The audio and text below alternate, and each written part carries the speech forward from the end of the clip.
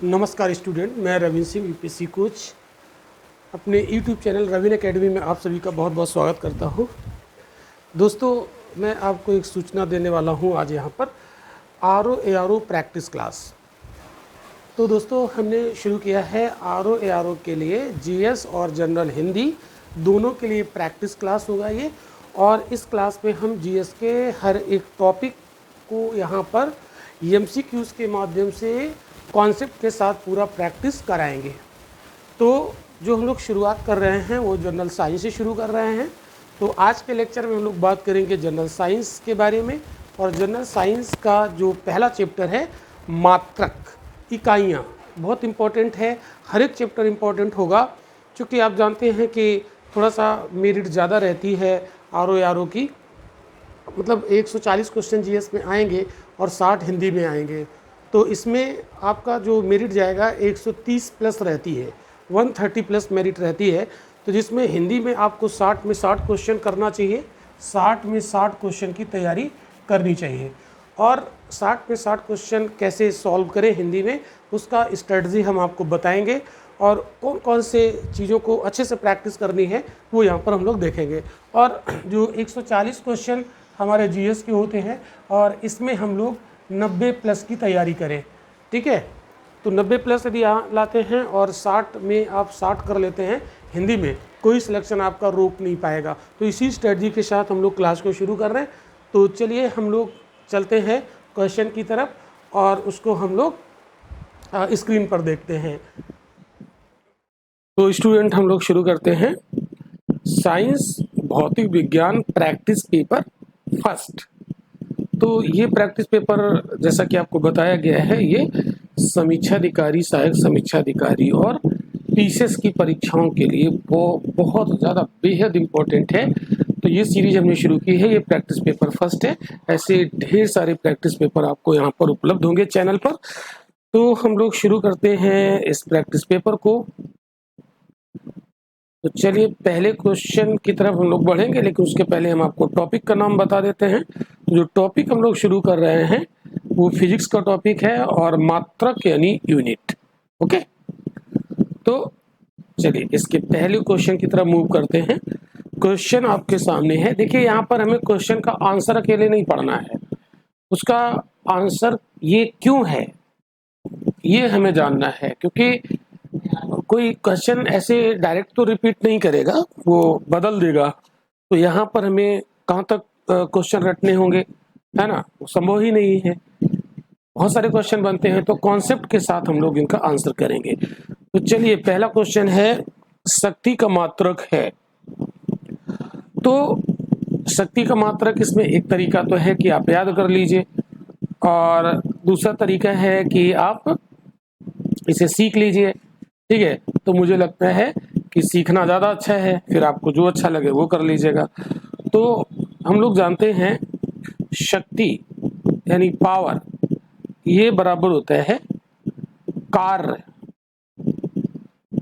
यानी वर्क और divided by time, समय यानी। तो इसको बोलेंगे कार्य करने की दर को शक्ति कहते हैं। यानी कार्य को हम टाइम से डिवाइड कर देंगे तो वो दर निकल आएगी, तो वो होती है पावर। तो कार्य करने की दर को शक्ति कहते हैं। तो जो कार्य है यहाँ पर, ठीक है, और जो टाइम है, ठीक है, ये दो बातें यहाँ पर आपके सामने लिखी गई हैं। तो इसका जो SI यूनिट होगा, कार्य का वैसे जूल होता है। क्या होता है? जूल होता है। ऊपर हमने लिख दिया जूल और नीचे हो गया सेकेंड। टाइम का क्या होता है? सेकेंड। तो इसको हम कैसे लिखेंगे? जूल पर सेकेंड। क्या लिखेंगे? जूल पर सेकेंड, ठीक है। और जूल पर सेकेंड को हम लोग बोलते हैं वाट। क्या बोलते हैं? तो ये बराबर होता है किसके? वाट के। तो कार्य की इकाई, और ये SI यूनिट होता है। कैसा होता है? SI यूनिट होता है। तो वाट हो जाएगा, तो आंसर क्या हो जाएगा? आंसर यहाँ पर C हो जाएगा। ओके, ठीक है। तो आप इसे सीख लो, ठीक है। और एग्जाम में आपको एक क्वेश्चन तो जरूर मिलेगा यहाँ से, ठीक है। RO ARO में, पीसीएस में जरूर आता है। तो आंसर इसका वाट हो जाएगा। अगर वाट ऑप्शन में ना हो तो जूल प्रति सेकंड हो जाएगा। तो शक्ति का मात्रक जूल प्रति सेकंड या वाट। ठीक है, चलिए अगले क्वेश्चन की तरफ बढ़ते हैं। लिखा है बल का मात्रक क्या है। तो अब आपको यहाँ पर देखना पड़ेगा कि बल मतलब इसको कैसे हम डेराइव करेंगे इस यूनिट को। तो यहाँ पर आपको एक फॉर्मूला याद रखना पड़ेगा, force is equal to mass यानी द्रव्यमान इनटू एक्सीलरेशन यानी त्वरण। ठीक है, ये होता है। तो फोर्स बराबर द्रव्यमान गुणा त्वरण जिसको कहते हैं। Force is equal to mass into acceleration. तो मास का जो यूनिट होता है वो होता है किलोग्राम। ठीक है, अगर हम इसकी एसआई यूनिट देखें, ठीक है, ज्यादातर हम लोग एसआई यूनिट की ही बात करेंगे। तो मास यानी द्रव्यमान का होता है किलोग्राम। क्या होता है? किलोग्राम। और जो त्वरण होता है ये होता है मीटर पर सेकेंड स्क्वायर। मीटर पर सेकेंड स्क्वायर। ठीक है, तो किलोग्राम मीटर पर सेकेंड स्क्वायर। ठीक है, इसी को हम लोग न्यूटन कहते हैं। क्या कहते हैं? न्यूटन। ठीक है, तो फोर्स की यूनिट न्यूटन हो गई, या इसको हम ये भी कह सकते हैं किलोग्राम इंटू मीटर पर सेकेंड स्क्वायर। ठीक है, तो आंसर यहाँ पर क्या हो जाएगा? सी यहाँ पर आंसर इसका करेक्ट रहेगा। अगला क्वेश्चन देखते हैं फिर से। हाँ, यहाँ कार की यूनिट अब पूछ ली है। तो कार आपको बताया था work done is equal to force into displacement होता है। क्या होता है? डिस्प्लेसमेंट, विस्थापन। तो फोर्स आपने देखा, ठीक है, तो फोर्स का जो मात्रक होता है ना, अभी आपको इसके पिछले क्वेश्चन में बताया था न्यूटन होता है। तो फोर्स का आपने देखा न्यूटन। ठीक है, और डी डिस्प्लेसमेंट यानी विस्थापन। विस्थापन मतलब जैसे मान लो कोई ए पॉइंट से बी पॉइंट पर चला गया, ठीक है, तो ये इतना डिस्प्लेसमेंट हो गया, अपने प्लेस से हट गया, तो ये तो कोई दूरी होगी ना, डिस्प्लेसमेंट है ना। तो इसको किस में मेजर करेंगे? मीटर में। ठीक है, तो ये हो जाएगा मीटर। तो क्या होगा? वर्क की यूनिट क्या हो जाएगी? Newton into metre. लेकिन यहाँ पर कहीं नहीं दिया है न्यूटन इंटू मीटर। तो ये जो न्यूटन इंटू मीटर होता है इसे जूल भी कहते हैं। क्या बोलते हैं? जूल। ठीक है, जूल। तो यहाँ पर जहाँ जूल होगा वही इसका आंसर हो जाएगा। आंसर यहाँ पर क्या हो जाएगा? ए इसका करेक्ट आंसर हो जाएगा। अब एक चीज याद रखिएगा, जब हम लोग कार्य करते हैं तो उसके लिए क्या चाहिए हमें? ऊर्जा। जितनी ऊर्जा होगी उतना ही ज्यादा हम कार्य करेंगे। तो जो यूनिट जूल का होता है वही यूनिट ऊर्जा का भी होता है। ठीक है, भाई कार्य करने के लिए क्या चाहिए? एनर्जी चाहिए। तो जो वर्क का यूनिट होगा वही ऊर्जा का यूनिट भी होता है। तो याद रख लीजिएगा, कार्य और ऊर्जा दोनों की यूनिट सेम होती है। ठीक है, नेक्स्ट क्वेश्चन हम लोग देखते हैं प्रकाश वर्ष। ठीक है, तो प्रकाश वर्ष ये क्या है? तो पहले तो जानो प्रकाश वर्ष है क्या। तो ये एक्चुअल में लंबी दूरी मापने का एक यूनिट है ना। ये लंबी दूरी, लॉन्ग डिस्टेंस, लंबी दूरी। तो लंबी दूरी मापने का ये इकाई है, मापने की इकाई है। ठीक है, छोटी दूरी नहीं, लंबी दूरी। अब इसकी डेफिनेशन पर अगर हम लोग जाएं तो प्रकाश द्वारा एक वर्ष में निर्वात में तय की गई दूरी को प्रकाश वर्ष कहते हैं। क्या लिखा? प्रकाश वर्ष। तो प्रकाश वर्ष, तो इसमें क्या होगा? एक वर्ष में प्रकाश द्वारा निर्वात में तय की गई दूरी को, निर्वात में, वैक्यूम में जो कवर्ड डिस्टेंस होती है उसको कहते हैं प्रकाश वर्ष। और ये प्रकाश वर्ष जो होता है, अब एक लाइट ईयर, अब हम इसको, चूंकि लाइट ईयर हमने देखा नहीं है ना, महसूस नहीं किया, तो आम जिंदगी में हम लोग किलोमीटर, मीटर, सेंटीमीटर में मेजर करते हैं। तो ये लाइट ईयर बहुत बड़ी यूनिट है, इसलिए इसको मीटर में यूनिट मेजर करेंगे बहुत बड़ी हो जाएगी। तो इसका रिलेशन क्या होता है मीटर से? तो इसका रिलेशन आप बना सकते हैं, 1 light year is equal to होता है 9.46 इंटू 10 की पावर 15 मीटर। यानी एक लाइट ईयर में इतने मीटर बनते हैं। इसको किलोमीटर में चेंज करना है तो 1000 से आप डिवाइड कर दीजिए। तो 1000 का मतलब 3 जीरो, तो 3 जीरो यहाँ कम हो जाएंगे तो 12 हो जाएगा। तो अगर इसको मीटर में लिखना है, सॉरी किलोमीटर में, तो 9.46 इंटू 10 की पावर 12 किलोमीटर हो जाएगा। ठीक है। तो क्या किया, 1000 से इसको डिवाइड कर दिया, तो 1000 में 3 पावर होती है 10 के ऊपर, और ऊपर जाएंगी माइनस में हो जाएंगी, तो 15 से 3 निकल जाएंगी, 12 हो जाएंगी, तो किलोमीटर में ये हो जाएगा।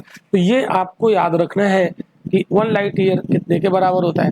तो ये फिर लाइट ईयर है क्या, ये है दूरी का मात्रक, लेकिन ये प्रकाश वर्ष की इकाई है ना, प्रकाश वर्ष इकाई है किसकी, तो क्या हो जाएगा ऑप्शन ए दूरी। ठीक है, तो लंबी दूरी की इकाई है। ओके, आगे बढ़ते हैं। अगला क्वेश्चन, एक पारसेक तारों संबंधी दूरियां मापने का मात्रक बराबर। अब ये पारसेक क्या है, ये और बड़ा मात्रक है दूरी का, ये भी बहुत पूछा जाता है क्वेश्चन। तो जो पारसेक होता है इसको PARSEC, ये पारसेक होता है, इसको बोलते हैं पैरालैक्टिक सेकेंड। क्या बोलते हैं, पैरालैक्टिक सेकेंड, पैरालैक्टिक सेकेंड इसको कहते हैं। ठीक है, तो ये और बड़ी दूरी का मात्रक होता है। ठीक है, तो पैरालैक्टिक सेकेंड का एब्रिविएशन संक्षिप्त रूप है पारसेक।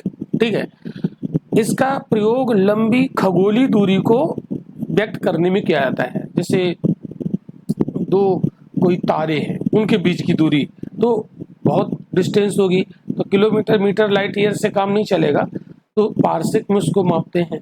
तो ऐसे आप लिख सकते हैं खगोलीय दूरी, सॉरी ये मैंने गलत लिख दिया, खगोलीय दूरी को व्यक्त किया जाता है, यानी खगोलीय दूरी को व्यक्त करने में इसका प्रयोग किया जाता है, क्योंकि वो काफी बड़ी दूरी होती है। ठीक है, लेकिन उसने पूछा क्या, एक पारसेक तारों संबंधी दूरियां मापने का मात्रक है, ये किसके बराबर होता है। ठीक है, तो किसके बराबर होता है ये इसने पूछा है। अब इसको या तो आप डायरेक्ट रट लीजिए, ठीक है, और या तो इसको आप कैलकुलेट करिए। ठीक है, तो अगर रटा है, डायरेक्ट पूछ लिया यही क्वेश्चन, तो आप इसमें लगा दोगे, लेकिन उसे थोड़ा सा अगर बदल दिया तो फिर आप इसको कैलकुलेट करना आना चाहिए। ठीक है, तो इसमें एक दो चीजें मैं आपको बता रहा हूँ, वो पहले आपको ध्यान रखना है। जैसे एक पारसेक बराबर होता है 3 × 10⁻16 मीटर, ये पारसेक और मीटर में संबंध होता है। ठीक है, तो पारसेक और मीटर का ये संबंध है, और हमें यहाँ पर जो निकालना है वो हर जगह लाइट ईयर दिया हुआ है, तो हमें प्रकाश वर्ष में इसको कन्वर्ट करना है। तो मीटर और प्रकाश वर्ष में संबंध आपको पता ही, ठीक है, ये तो आपको बताया ही गया।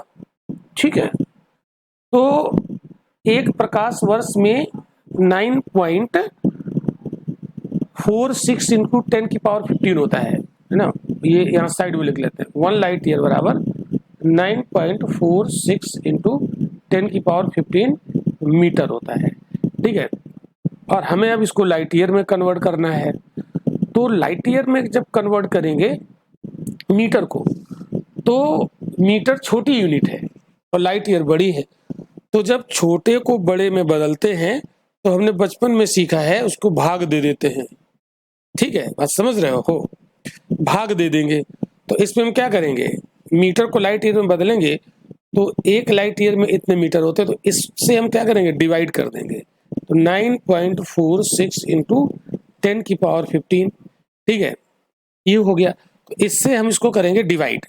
ठीक है, तो ये जो एक पारसेक अभी मीटर में था, अब ये बन जाएगा लाइट ईयर में, और लाइट ईयर में ही आंसर हमको निकालना है। ठीक है, तो जब इसको आप डिवाइड करोगे तो ये पहुंचेगा लगभग आपका निकलेगा 3.25 के आसपास। कितना आ जाएगा, इसको आप हल करोगे तो 3.25 के आसपास बनेगा। तो ये आपको लर्न नहीं करना है। अगर लर्न आप कर लेंगे एक पारसेक में कितने लाइट ईयर होते हैं, अगर यही क्वेश्चन सेम पूछ लिया गया तो आप उसे कर लोगे। ठीक है, अगर किसी और यूनिट में बदला दिया और छोटी यूनिट में बदला दिया, है ना, अगर मीटर में पूछा तो डायरेक्ट आप रटे हो कि एक पारसेक में 3 × 10⁻16 मीटर होते हैं। ठीक है, अगर वो कहीं पर नैनोमीटर में पूछ ले तब क्या करोगे, ठीक है, या वो फर्मी मीटर में पूछ ले तब क्या करोगे, ठीक है। तो कन्वर्ट करना आना चाहिए, ठीक है। चलिए अगले क्वेश्चन की तरफ। माप की कौन सी इकाई को 0.39 से मल्टीप्लाई करने पर इंच बन जाता है, ठीक है। तो ये आपको एक रिलेशन याद करना पड़ेगा यहाँ पर। देखिए कन्वर्ट करने के लिए कुछ रिलेशन आपको याद करने पड़ेंगे। देखो यहाँ पे हमें आंसर या तो डेसीमीटर में निकालना रहेगा, या सेंटीमीटर में होगा, या मिलीमीटर में होगा, या मीटर में होगा। तो आप इसको याद करो, 1 सेंटीमीटर ये होता है 0.39 इंच के बराबर, ठीक है। 0.39 इंच 1 सेंटीमीटर में, ठीक है। तो ये सीधे डायरेक्ट आपने याद कर लिया। तो ये लिखा है कि 0.39 से गुणा करने पर इंच प्राप्त होता है। तो किसमें हम मल्टीप्लाई कर दें, सेंटीमीटर में हम 0.39 का मल्टीप्लाई कर दें, है ना। तो 0.39 इंटू 1 तो कितना बनेगा 0.39 इंच, यानी 1 में 3.9 का 0.39 का मल्टीप्लाई करेंगे तो उतना ही रहेगा। तो ये सेंटीमीटर 1 सेंटीमीटर 0.39 इंच के बराबर होता है। तो ये आंसर क्या हो जाएगा, सेंटीमीटर हो जाएगा, ठीक है। अब अगला क्वेश्चन देखते हैं। लिखा है 6 फीट यानी 6 फीट लंबे व्यक्ति की ऊंचाई नैनोमीटर में कैसे इसको हम व्यक्त करेंगे, यानी नैनोमीटर में कैसे कन्वर्ट करेंगे। तो आपको कुछ चीजें यहाँ पर ध्यान रखनी पड़ेंगी भाई। तो देखो कन्वर्ट करते हैं, तो चूंकि नैनोमीटर पूछ रहा है ना, और फीट को नैनोमीटर में, तो पहले फीट को मीटर में बदलो और मीटर को नैनोमीटर में बदल लो, बस इतना हो जाएगा। तो देखो पहले फीट को मीटर में बदल लो, तो ये आपको याद करना पड़ेगा। 1 फीट बराबर होता है 0.305 मीटर, ठीक है, इतने मीटर के बराबर होता है, ठीक है। और यहाँ पर 1 नैनोमीटर बराबर होता है, जो कि आंसर हमें नैनोमीटर में निकालना है ना, हर जगह नैनोमीटर दिया है, तो हमें नैनोमीटर का रिलेशन भी हमें पता होना चाहिए। तो 1 नैनोमीटर में 10 की पावर -9 मीटर होते हैं, यानी नैनोमीटर छोटी यूनिट होती है, ठीक है। और ये भी कह सकते हैं कि 1 मीटर में कितने नैनोमीटर हो जाए, तो ये इसके नीचे भाग हो जाएगा। तो इसको आप ऐसे भी तो कह सकते हो ना, 1/10⁻9 -9 बराबर 1 मीटर। तो ये ऊपर ले जाओगे तो 1 मीटर बराबर 10⁻9 नैनोमीटर हो जाएगा, ऐसे भी कह सकते हो। तो 1 मीटर में नैनोमीटर कितने हो जाएंगे, 10⁻9, ठीक है। तो अब हमें क्या करना है भाई, फीट को बदलना है नैनोमीटर। तो पहले तो हमने बदल लिया मीटर में, और अब आप देखो 0.305 और मीटर की जगह पर हम क्या लिख दें, 10⁻9 क्या लिख दें भाई, मीटर बराबर कितना होता है 10⁻9 नैनोमीटर। तो यहाँ पर क्या लिख दिया 10⁻9, यानी मीटर की जगह पर हमने वैल्यू रख दी नैनोमीटर में, तो ये हो गया नैनोमीटर, ठीक। अब आप क्या करो, इसमें आंसर यहाँ पर देखना पड़ेगा, कहीं नहीं मैच कर रहा है, ठीक है, ठीक। पूछ क्या रहा है 6 फीट, तो ये तो 1 फीट है ना, तो 1 फीट है ना, लेकिन जब 6 फीट करोगे तो 6 का मल्टीप्लाई इधर करोगे, तो 6 का मल्टीप्लाई आप इधर और कर दोगे, ठीक है। तो ये जब इसको आप मल्टीप्लाई करोगे तो ये कितना बनेगा, 6 का मल्टीप्लाई इसमें करो 5 में, इतना आया 18 30, और पॉइंट कहाँ लगेगा 3 के बाद 1 पॉइंट, ठीक है, और 10⁻9 नैनोमीटर। लेकिन यहाँ पर 18 30 तो देखो दिख रहा होगा हर जगह, है ना, यहाँ यानी 183 यहाँ है, 183 यहाँ आ रहा है, ठीक है। पॉइंट के नीचे जीरो, उसका कोई मतलब नहीं, 183, इसका आंसर या तो 183 ये वाला होगा या तो ये होगा, यानी आंसर ये नहीं होगा, ये नहीं होगा। अब इनमें से कोई एक आंसर यहाँ पर बन जाएगा, ठीक है। तो अब आप देखो यहाँ 10⁻9 है, अगर इसको आप यहाँ मैं समझा देता हूँ, ये लिखा है इंटू 10 की पावर 9। ठीक है, इसको मैं पॉइंट हटाना है, 183 लिखना है। तो 183 लिखने के लिए आप क्या करो, पॉइंट जब हटाओगे, ठीक है, तो जब पॉइंट हटाते हैं तो जितने यहाँ पॉइंट के बाद ये होते हैं नंबर, जीरो तो यहाँ कोई मतलब नहीं, जीरो का आप यहाँ हटा सकते हो, पॉइंट के नीचे जीरो का कोई मतलब नहीं। ठीक है, तो कितने नंबर हैं, 2 पॉइंट के बाद। तो जब इसको हटाओगे तो इसमें आप क्या करोगे, 100 का मल्टीप्लाई कर दो, तो ये क्या हो जाएगा, 183 हो जाएगा। लेकिन 100 का मल्टीप्लाई करोगे तो 100 का भाग भी तो देना पड़ेगा। ठीक है, तो इसको आप कैसे लिखोगे, आप यहाँ पे आपने लिखा तो 100 का मल्टीप्लाई करा 1.83 में, तो ये हो गया 183, और नीचे रहा 100 और ऊपर 10 की पावर 9 है। तो ये 100 का मतलब होता है 10 की पावर 2, 100 का मतलब क्या हुआ, 10 की पावर 2। तो इसको आप क्या करो, इसको यहाँ हटा दो, ठीक है, यहाँ लिख दो इसे 10 की पावर 2, इसको ऊपर ले जाओ तो ये हो जाएगा माइनस में, 183 10 की पावर 9 इंटू 10 की पावर -2।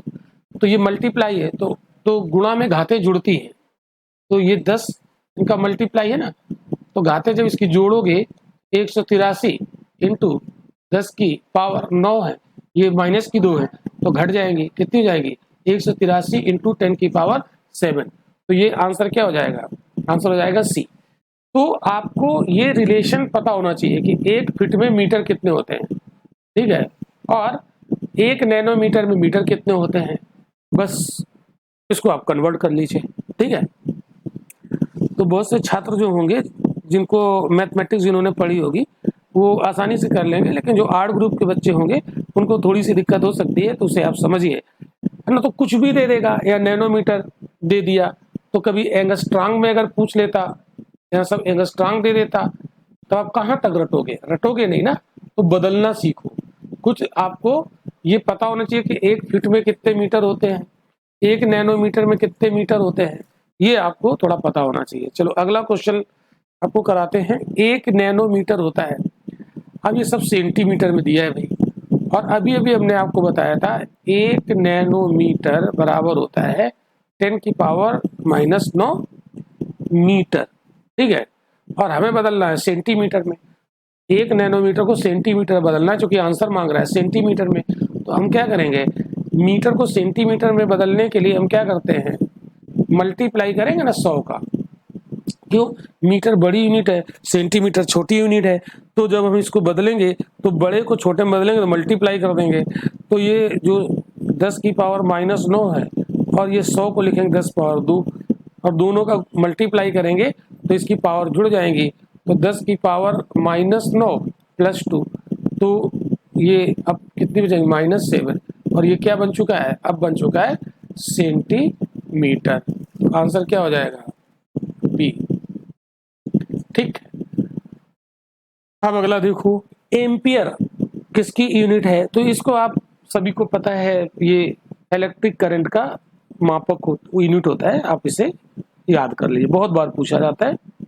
अगला क्वेश्चन देखो भाई, अब यहाँ पर लिखा है मेगावाट, मेगावाट बिजली की नापने की इकाई है। तो मेगावाट देखो क्या होता है, जैसे हम कोई इलेक्ट्रिक जब प्लांट लगाते हैं, है ना, बिजली उत्पादन संयंत्र लगाते हैं, तो कहते हैं इतने मेगावाट बिजली का उत्पादन हुआ, तो इसको क्या कहेंगे, उत्पादित की जाती है। ठीक है, तो मेगावाट बिजली के नापने की इकाई है जो उत्पादित किया है। तो जो भी हमारे प्लांट होते हैं बिजली उत्पादन वाले, उनको जो बिजली उत्पादित की जाती है उसमें लगता है इतने मेगावाट। ठीक है, तो आ गया समझ में। तो देखो ये बात आपको याद रखनी है, क्लियर। अगला क्वेश्चन, ये देखिए लिस्ट वाला क्वेश्चन है। अब देखिए लिस्ट को आप मिलाओ, ठीक है, ये यूनिट दी हुई है। जैसे अभी अभी थोड़ी देर पहले हमने आपको बताया था कि बल की यूनिट क्या होती है। ठीक है, तो बल की यूनिट आपको बताया था, बल बराबर फोर्स बराबर मास इनटू एक्सीलरेशन। तो बल है ना, मास की होती है क्या, किलोग्राम, और इसकी होती है मीटर पर सेकंड स्क्वायर, ठीक है, बल की यूनिट। तो लेकिन इसको हम लोग न्यूटन भी कहते हैं, क्या बोलते हैं भाई, बल को क्या बोलेंगे, यहाँ पर हम इसे न्यूटन भी बोलेंगे, ठीक है, क्लियर। तो इसको हम न्यूटन भी बोल देते हैं। आप इसको मिला दो न्यूटन से, तो बी में 3, अब बी में 3 देखो कहाँ है, 2 जगह है, इसका मतलब आंसर ए नहीं होगा, बी नहीं होगा। इलिमिनेशन मेथड से आप लोग आंसर निकाला करो। पहले आपने एक, आपको पता है तो आप देखो कि इसका आंसर क्या हो सकता है। तो इसका मतलब बी में 3 सही है, तो बी में 3 कहाँ कहाँ पड़ा है, सी में, डी में, तो इसका मतलब या तो आंसर सी हो गया तो डी होगा। तो 50% आपने सही कर लिया। अब हमें और पता करना पड़ेगा।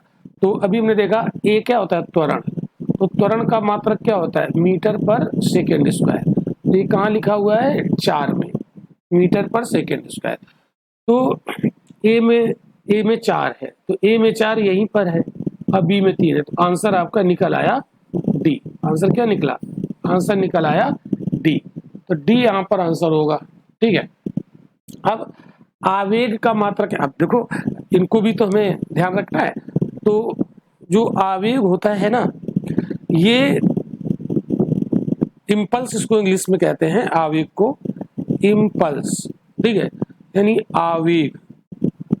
आवेग, अब आवेग का आपको फार्मूला पता हो, तो आवेग का मतलब होता है force into time, force into time, ठीक है, आवेग। तो जैसे मान लो कि हमें फोर्स कम करना है और आवेग फिक्स है, तो हम टाइम को बढ़ा दें, फोर्स कम हो जाएगा, ठीक है। ये आगे हम लोग इसका रिलेशन समझेंगे। जैसे नहीं हम लोग पढ़ते हैं कि अगर हम छत से फर्श पे कूद जाएं तो हमारे शरीर में बहुत सारी चोट आ सकती है, ठीक है, लेकिन अगर हम किसी गद्दे, मोटा गद्दा बिछा हो फर्श पर और फिर कूदे तो हमें कम चोट लगेगी। क्यों, क्योंकि जब हम गद्दे पर कूदेंगे तो हम धीरे धीरे जमीन में टच करेंगे, तो टाइम बढ़ जाएगा, तो फोर्स कम हो जाएगा, तो चोट हमें कम लगेगी। इस टाइप के क्वेश्चन भी पूछे जाते हैं, ठीक है, तो उसको हम थ्योरी वाले क्लास में करेंगे। तो ये हमारा चूंकि प्रैक्टिस सेट है, तो ये थ्योरी जब हम लोग पढ़ेंगे तो उसमें हम आपको इम्पल्स के बारे में पूरा डिटेल में बताएंगे, और इम्पल्स में कितने कितने क्वेश्चन बन सकते हैं, इसके क्या एप्लीकेशन है ना। देखो साइंस के जो नियम है ना, उनके एप्लीकेशन एग्जाम में पूछे जाते हैं, ठीक है। जितने भी हमारे जीएस के पेपर होते हैं उसमें साइंस का डेरिवेशन नहीं पूछेगा, साइंस के जो अवधारणाएं हैं, जो कॉन्सेप्ट हैं, उनके क्या पूछे जाते हैं, एप्लीकेशन पूछे जाते हैं, जो हमारे मतलब हमारे जीवन में जो यूज होते रहते हैं वो, ठीक है। तो हमने देखा इम्पल्स और आवर फोर्स इनटू टाइम होता है, और फोर्स का अभी भी आपने देखा न्यूटन होता है यूनिट, और टाइम का होगा सेकेंड, तो न्यूटन इनटू सेकेंड। तो आवेग का क्या हो जाएगा, आवेग का हो जाएगा न्यूटन इनटू सेकेंड, ठीक है। अब बच गया आपका कार, और कार का यूनिट हम आपको पढ़ा चुके हैं जूल, तो बस आंसर हो गया, ठीक है। तो ये कोई बहुत टिपिकल टॉपिक नहीं होता है, बस थोड़ा थोड़ा आपको साइंस की अवधारणाएं अगर पता है तो आप इसका आंसर आराम से निकाल लोगे, ठीक है। अगला क्वेश्चन ये भी देखिए लिस्ट वाला है, ठीक है, ए लिस्ट बी लिस्ट वाला है क्वेश्चन, ठीक है। तो एक मिनट में थोड़ी देर के लिए इसको जरा हटा देता हूँ, स्क्रॉल जो चल रहा था वो डिस्टर्ब कर रहा था इसको, ठीक है। तो इसको देखो, देखो भाई, वाट, वाट अभी भी हमने आपको बताया था ये शक्ति का मात्रक होता है। तो ए में 4 होगा, तो ए में 4 कहाँ है, तो यहाँ देखो, ए लो, एक ही जगह है, एक ही जगह है, और आपका आंसर निकल आया, ठीक है। तो जैसे ये क्वेश्चन तो आपको बहुत बड़ा दिखेगा, बट आपको लगेगा कि बहुत बड़ा क्वेश्चन है, नहीं, एक पता है उसी से आपका निकल आया, ठीक है। और नॉट जो होता है, ये जो नॉटिकल मील होता है, ये जैसे समुद्र में जब हम चलते हैं तो समुद्री दूरी को नॉटिकल मील कहते हैं। तो ये नेविगेशन में प्रयोग की जाती है कि ये जहाज इतने नॉटिकल मील दूर चला गया। तो समुद्र की जो दूरी है वो जो स्थल पर दूरी होती है उसको मील कहते हैं, और समुद्र में जो दूरियां मापी जाती हैं उसको नॉटिकल मील कहते हैं। ये थोड़ा सा ज़्यादा होता है, तो नौ संचालन में इसका यूज़ करते हैं नेविगेशन में। और जो नॉट होता है ये समुद्री जहाज की स्पीड होती है, ठीक है। तो नॉट और नॉटिकल मील ये बहुत पूछे जाते हैं, ठीक है, ये मोस्ट इम्पोर्टेंट है, इनको ध्यान रखिएगा। नॉट और नॉटिकल मील, तो नॉटिकल मील कवर्ड डिस्टेंस होती है समुद्र में, और नेविगेशन में ये यूज किया जाता है। और नॉट जो होता है समुद्री जहाज जो शिप होता है उसकी स्पीड को नॉट में मापा जाता है। तो ये आपको पता चल गया। अब बचा कैलोरी, और कैलोरी जो होती है ऊष्मा की मात्रा होती है, यूनिट होती है, ठीक है। नहीं कहते हमको इतने कैलोरी ऊष्मा क्रिएट हुई। और जो ऊर्जा होती है वो जूल में होती है, ठीक है, ध्यान रखना। जो ऊर्जा होती है वो जूल में होती है, और जो ऊष्मा होती है वो कैलोरी में होती है, ठीक है। ये छोटी छोटी बातें आपको ध्यान रखती है। और जूल मात्रक कार्य का भी होता है। अभी हमने आपको समझाया था कार्य करने के लिए ऊर्जा चाहिए, तो ऊर्जा और कार्य एक दूसरे से संबंधित है, तो इन दोनों का मात्रक भी एक ही होता है, ठीक है, कार्य और ऊर्जा का। अब अगला क्वेश्चन देखते हैं, अगला प्रैक्टिस पर चलते हैं। तो अगला क्वेश्चन यहाँ पर दिया है, फिर देखो जूल, वही क्वेश्चन बार बार पूछे जाते हैं। तो जूल अब आपको रट जाएगा, इतने बार हमने बता दिया। तो जूल की यूनिट क्या होती है, कार, सॉरी उल्टा बोल दिया, कार की यूनिट क्या होती है, जूल, ठीक है। तो ए में 3, अब ए में 3 देखो कहाँ है, ये देखो तुरंत मिल गया, एक ही जगह है, और एक ही जगह है, तो इसका आंसर ए हो गया। आगे आपको पता है नहीं पता है तो भी आप कोई दिक्कत नहीं है। तो ये जितने भी आरओ के पेपर होते हैं, आरओ ए आरओ पीसीएस मतलब उत्तर प्रदेश लोक सेवा आयोग के द्वारा जो आरओ ए आरओ का जो सचिवालय में जिसकी जॉब होती है उसमें, और जैसे पीसीएस वाले पेपर हैं इसमें अगर आपको एक भी पता है तो बहुत बार आंसर आपका निकल आएगा। तो पूरा क्वेश्चन एग्जाम में पढ़ने की जरूरत भी नहीं है, आपका टाइम भी बचा देगा। लेकिन फिर भी आपको जानना तो चाहिए सभी के बारे में, क्योंकि पता लगा कि वो थोड़ा सा क्वेश्चन बदल दिया। तो एम्पियर आपको अभी बताया था, ये इलेक्ट्रिक करंट का होता है, ठीक है। और वाट जो होता है वो शक्ति को होता है, शक्ति को सामर्थ्य कहते हैं, ठीक है। कैलोरी ऊष्मा का होता है, अभी भी आपको बताया। और वोल्ट एक बच गया, तो ये किसका होता है, पोटेंशियल डिफरेंस का, यानी विभवांतर का, ठीक है, वोल्ट होता है। तो ये बस यही 10-12, ज़्यादा से ज़्यादा 10-12 है, 10-12 मात्रक हैं। इनको अगर आप ध्यान में रखेंगे तो कोई क्वेश्चन आपका गलत नहीं होगा, ठीक है, कोई क्वेश्चन गलत नहीं होगा, ये बात आपको ध्यान रखनी है। तो स्टूडेंट हम लोग यहाँ पर प्रैक्टिस कर रहे हैं, प्रैक्टिस पेपर 1 है, फिजिक्स मैंने शुरू की है, प्रैक्टिस पेपर पहला है ये। और इसमें जो टॉपिक हमने लिया है वो मात्रक है, यूनिट, ठीक है, बहुत इंपॉर्टेंट है। एक क्वेश्चन पूछा जाता है तो यूनिट कैसे निकालते हैं, कैसे इसको हम रटना नहीं है, इसको हमें समझना है। तो मैं आपको समझा के करा रहा हूँ। क्वेश्चन आप कितने रटोगे, कहाँ तक रटोगे, वो नया बना देगा तो, ठीक है। तो आपको कॉन्सेप्ट क्लियर होनी चाहिए। कॉन्सेप्ट क्लियर है, क्वेश्चन कैसा भी हो आप कर लोगे। अगर आपको लगता है कि हमारे कॉन्सेप्ट क्लियर नहीं है तो हम इसको कैसे करेंगे, तो कोई टेंशन वाली बात नहीं है, आप हमारा क्लास कर सकते हो। ऑनलाइन क्लास रहता है हमारा रविन एकेडमी के एप्लीकेशन पर, जिसको आप प्ले स्टोर से डाउनलोड कर सकते हो अपने एंड्रॉयड फ़ोन पर, और उसे लॉगिन कर लीजिएगा अपने फ़ोन नंबर से और एक पासवर्ड बना लीजिएगा। तो वहाँ जब एप्लीकेशन पर जाएंगे वहाँ पर आपको सारे कोर्स बहुत सिस्टमेटिक तरीके से मिल जाएंगे। तो अगर आप हमारी क्लास सिस्टमेटिक करना चाह रहे हैं तो आप हमारा एप्लीकेशन डाउनलोड कर लीजिए और वहाँ पर आप हमारी क्लासेस सारी अटेंड कर सकते हैं, ठीक है। उसमें हमने सारे कॉन्सेप्ट डिटेल में समझाए हैं। जीएस के हर पार्ट का अलग अलग कोर्स भी उपलब्ध है वहाँ पर। हिस्ट्री पढ़ना चाह रहे हैं हिस्ट्री का अलग मिल जाएगा, भूगोल पढ़ना चाह रहे हैं भूगोल का अलग मिल जाएगा, है ना, इंडियन पॉलिटी कॉन्स्टिट्यूशन पढ़ना चाह रहे हैं उसका अलग मिल जाएगा, साइंस पढ़ना चाह रहे हैं उसका अलग मिल जाएगा, हिंदी जनरल हिंदी जैसे आरओ में आती है जो 60 क्वेश्चन आते हैं तो 60 में 60 क्वेश्चन अगर आप हल करना चाहते हैं तो आप हमारे एप्लीकेशन में हमारा हिंदी का कोर्स भी अटेंड कर सकते हैं, और बहुत सस्ता कोर्स होता है, बिल्कुल बहुत नॉमिनल फीस होती है, वहाँ पर सारा सिस्टमेटिक आपको मिल जाएगा। तो चलिए खैर हम लोग आगे बढ़ते हैं। अगला क्वेश्चन आप देख रहे हैं, फिर वही देखो क्वेश्चन आपका यहाँ पर रिपीट हुआ है, ठीक है। तो अभी देखो इसमें लिखा है कौन सा सुमेलित नहीं। देखो एग्जाम जब देने जाना तो ये ध्यान से पढ़ना, क्वेश्चन में दिया हुआ है कि निम्न में से कौन सुमेलित नहीं है, इसको बहुत ध्यान देना है। बच्चे क्या करते हैं, पढ़ एग्जाम में हड़बड़ी में क्या करते हैं, ये ध्यान नहीं दे पाते हैं कि नहीं है कि है,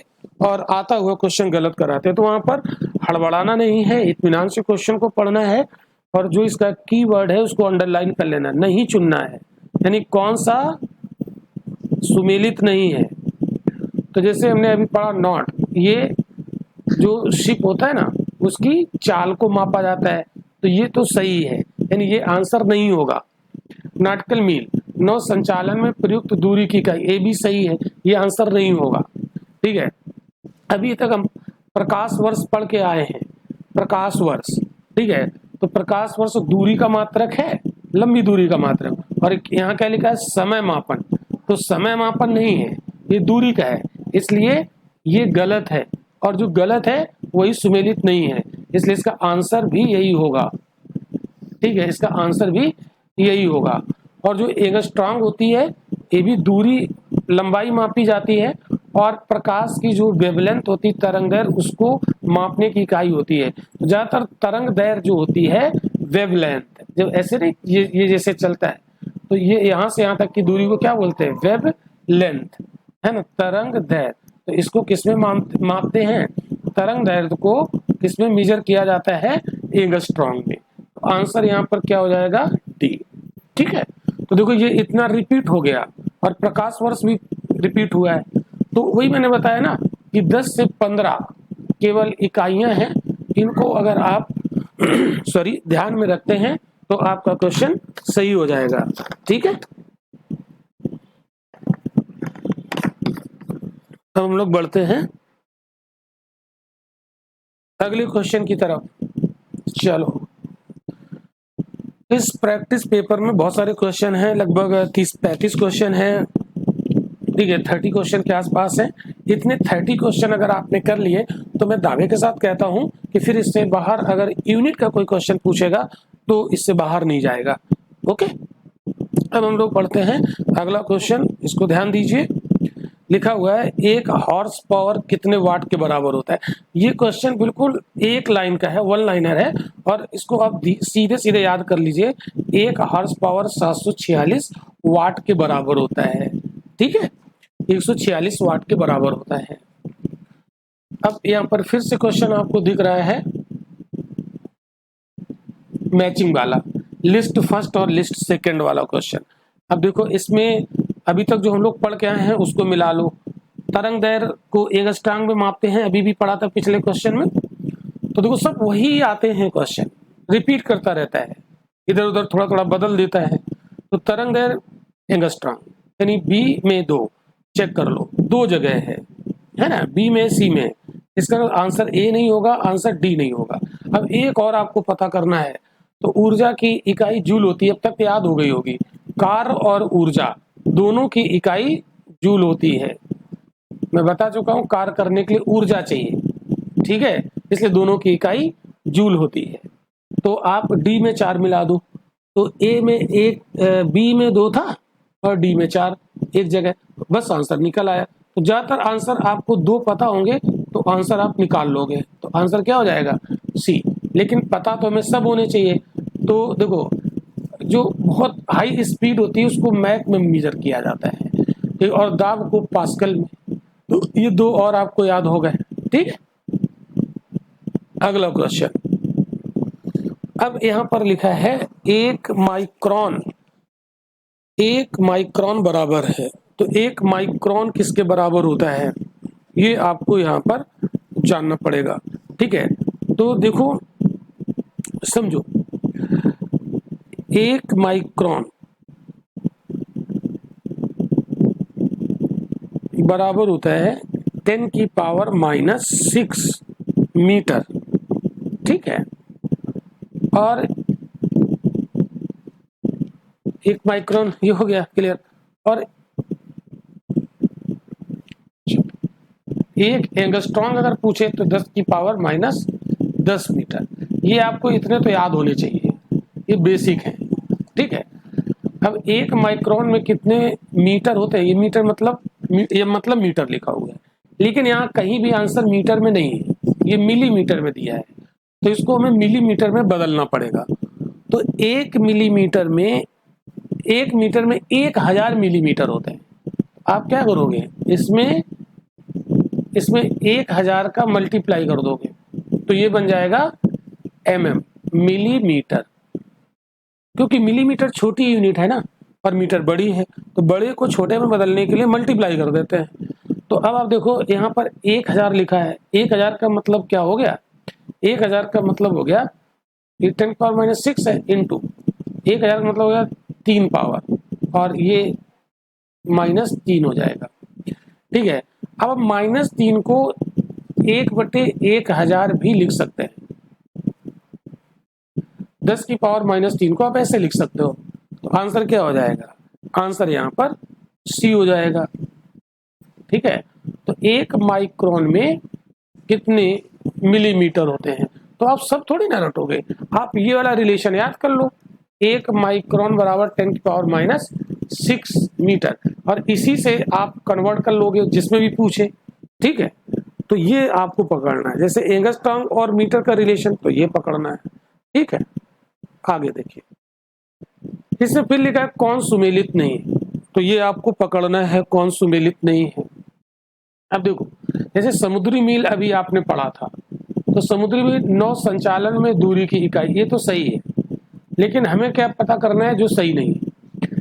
सेल्सियस जो होती है ये टेम्परेचर की इकाई होती है, ना कि ऊष्मा की।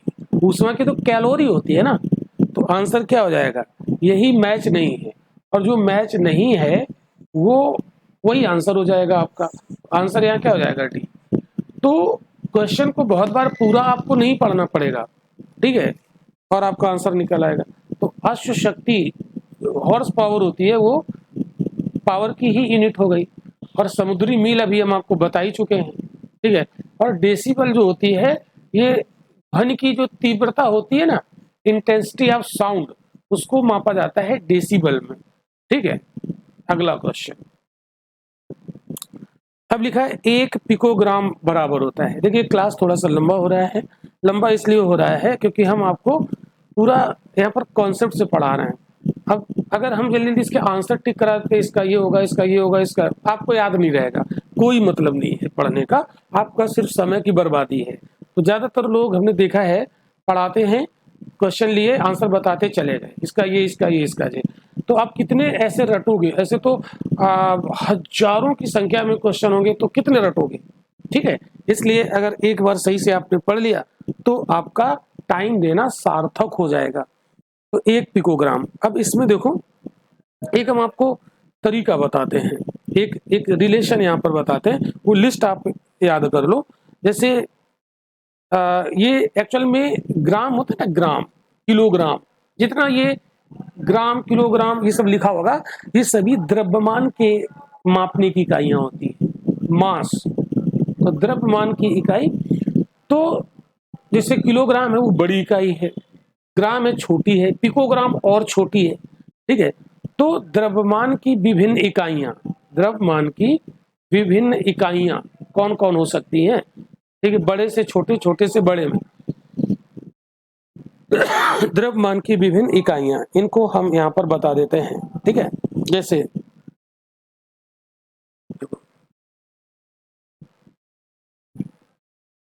देखो, मिली ग्राम, ग्राम तो इसमें कॉमन चलेगा, मिली माइक्रो, मिली हो गया, माइक्रो हो गया, ठीक है। तो मिलीग्राम, माइक्रोग्राम, ठीक है। फिर नैनोग्राम, मिली माइक्रो नैनो, ये ग्राम यहाँ चलेगा साथ में, तो मिली हो गया, माइक्रो हो गया, नैनो हो गया, फिर हो गया पिको, पिकोग्राम, ठीक है। पिको और पिको के बाद फेमटो, फेमटो, तो मिली, माइक्रो, नैनो, पिको, फेमटो, ये द्रव्यमान की मापने की छोटी इकाइयां हैं और वही क्वेश्चन ये पूछा गया है, ठीक है, कि पिकोग्राम कितने ग्राम के बराबर होता है।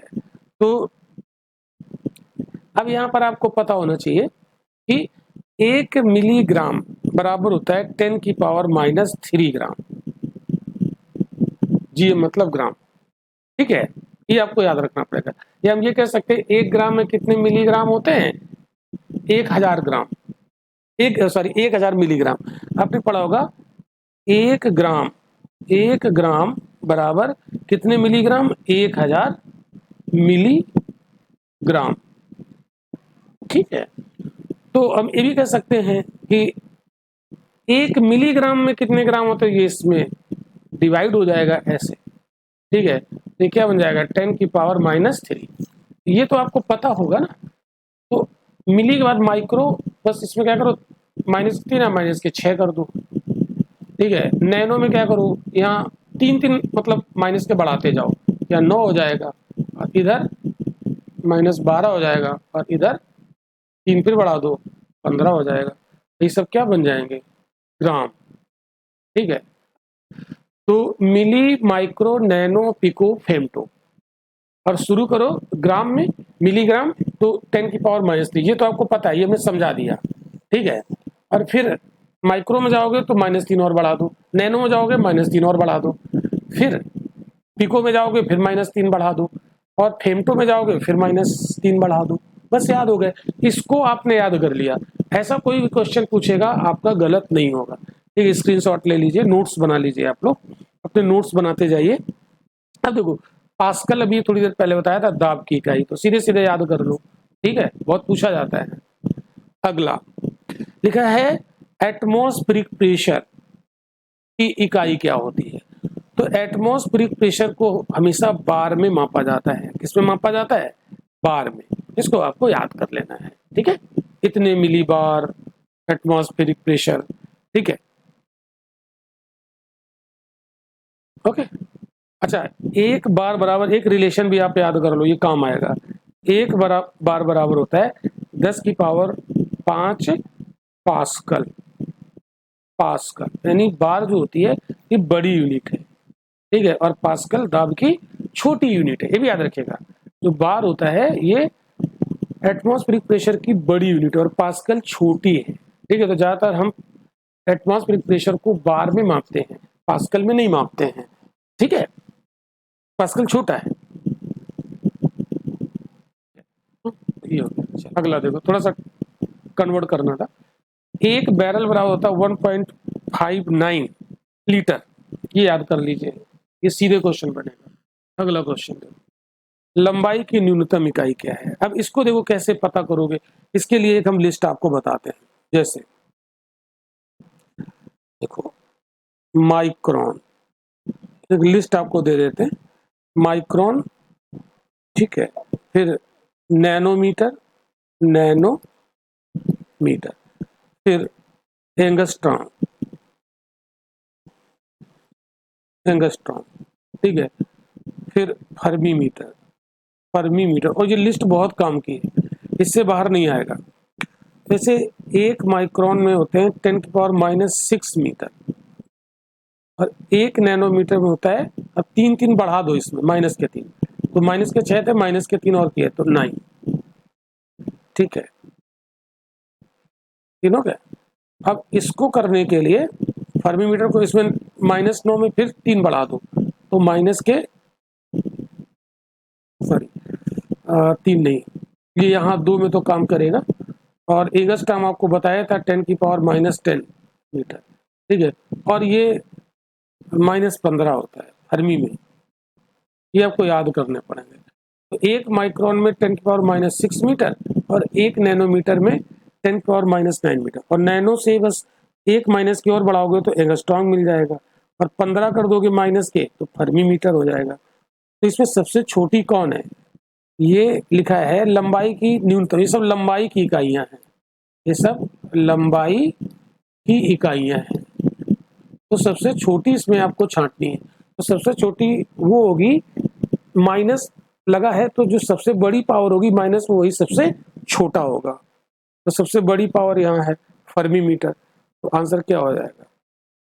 Fermi metre. ठीक है, सबसे छोटी। तो ऐसे क्वेश्चन भी पूछा जाता है तो उसके लिए आपको ये याद करना पड़ेगा, तो नोट्स बना लीजिए, स्क्रीनशॉट ले लीजिए। ठीक है, अब अगला देखो, इसमें फिर से एक आपको दिखेगा मैचिंग। देखो इसमें जो आसान वाले हैं वो पहले देख लो। जैसे रिक्टर जो होता है ना, ये भूकंप की तीव्रता मापी जाती है। ठीक है, और बार में वायुमंडलीय दबाव मापा जाता है। दो आपको पता चल गए, क्वेश्चन आपका यहीं से सॉल्व हो जाएगा।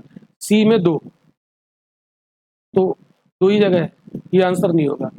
और डी में 1, तो सी में 2, डी में 1, अभी भी नहीं होगा क्योंकि ये दोनों जगह है, क्योंकि ये दोनों जगह है। देखो अभी एक और पता हो, एक इसमें क्या आपको पता हो सकता है, तो जो क्यूसेक होता है, ठीक है, या आप क्यूसेक अभी छोड़ दो, बाइट, बाइट आप जानते हो कंप्यूटर से रिलेटेड होता है। मेमोरी जो होती है ना वो बाइट, तो बी में 4, तो बी में 4, तो यहाँ है, आंसर क्या हो जाएगा? आंसर बी हो जाएगा। ठीक है, तो एक हम आपको रिलेशन बताते हैं। जैसे जो बाइट है ना, इस लिस्ट को आप देखो, जैसे लिखा है बाइट। ठीक है, बाइट के बाद क्या होता है? किलो बाइट, केबी, केबी के बाद मेगा बाइट, एमबी, केबी, इसको स्मॉल लेटर में लिख दो, ये होता है केबी, ये होता है एमबी। मेगाबाइट, मेगाबाइट के बाद होता है गीगाबाइट, जीबी, और फिर होता है टेराबाइट, टीबी। आपने सुना होगा कि हमारे कंप्यूटर की जो मेमोरी है वो 1 टीबी की है, टेराबाइट ये सबसे बड़ी होती है। तो अब क्या करो, बाइट का थोड़ा सा ये अलग मामला है, इसको हमने अलग यहाँ बॉक्स में बंद कर दिया। एक बाइट में 8 बिट होते हैं, बिट तो सबसे छोटी हो गई। एक कंप्यूटर की जो मेमोरी होती है उसकी यूनिट है। अब यहाँ पर आपको क्या लिखना है, इसको देखो कैसे लिखना है। अब इसी लिस्ट को यहाँ उतार दो, लेकिन थोड़ा एक छोड़कर, यहाँ लिखो बाइट, यहाँ लिखो किलोबाइट, यहाँ लिखो मेगाबाइट, और यहाँ लिखो गीगाबाइट, इसके नीचे छोड़ दो। ठीक है, तो और यहाँ लिख दो 1024, हर जगह 1024, 1024, 1024। आपको पता चल जाएगा कि 1 किलो बाइट में कितने बाइट होते हैं? 1024। 1 मेगाबाइट में कितने किलो बाइट होते हैं? 1024। 1 गीगाबाइट में कितने मेगाबाइट होते हैं? 1024, सब 1024, आपको याद हो जाएगा।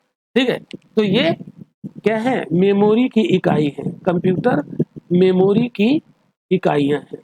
और इस लिस्ट को अगर आपने याद कर लिया तो कोई भी कंप्यूटर की मेमोरी से क्वेश्चन पूछेगा वो यहीं से होगा, इससे बाहर नहीं होगा।